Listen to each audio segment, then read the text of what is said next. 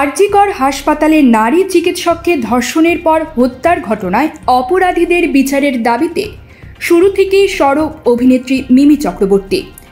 ধর্ষক ও হত্যাকারীদের বিচারের দাবিতে এমন সরব হওয়ার পরে প্রকাশ্যে ধর্ষণের হুমকি পান অভিনেত্রী। পরে সামাজিক মাধ্যমে বিষয়টিকে সামনে এনে প্রতিবাদ জানিয়েছেন তিনি। এবার মিমি জানালেন সেই হুমকিদাতার বিরুদ্ধে মামলা করেছেন অভিনেত্রী। সামাজিক মাধ্যমে তিনি জানিয়েছেন অপরাধ দমন শাখার সহায়তায় তিনি এফআইআর দায়ের করেছেন। পাশাপাশি এই ধরনের হুমকি যারা পাচ্ছেন তাদের একজোট হয়ে প্রতিবাদের পরামর্শ দিয়েছেন মিমি। এর আগে গত 14 আগস্ট মধ্যরাতে তরুণী চিকিৎসকের সঙ্গে ঘটে যাওয়া এই ন্যাক্কারজনক ঘটনার প্রতিবাদে পথে নামেন মিমি।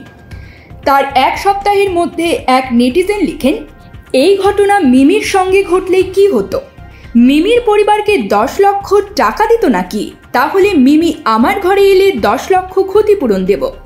সেই পোস্ট শেয়ার করে মিমি লিখেছেন, আর আমরা একজন মহিলার জন্যই ন্যায় বিচার চাইছি, তাই না? এরা অনেকের মধ্যে কিছুজন এখন ধর্ষণের হুমকিকে নর্মালাইজ করে ফেলেছে এই বিষাক্ত পুরুষ সমাজ। একই সঙ্গে ভিড়ের মধ্যে মিশে গিয়ে বলছে যে তারা নাকি মেয়েদের পাশে আছেন। এটা কোন শিক্ষার পরিচয়? এরপরেই অভিনেত্রীর হয়ে সামাজিক মাধ্যমে ক্ষোভ উগরে দেন তার অনুরাগীরা। মিমিকে আইনি পদক্ষেপ নেওয়ার পরামর্শ দেন। আইনি পদক্ষেপ নিয়ে মিমি লিখেছেন, ইতোমধ্যেই অপরাধ দমন শাখার হস্তক্ষেপে অ্যাকাউন্টগুলি সরিয়ে দেওয়া হয়েছে, নিষ্ক্রিয় করে দেওয়া হয়েছে।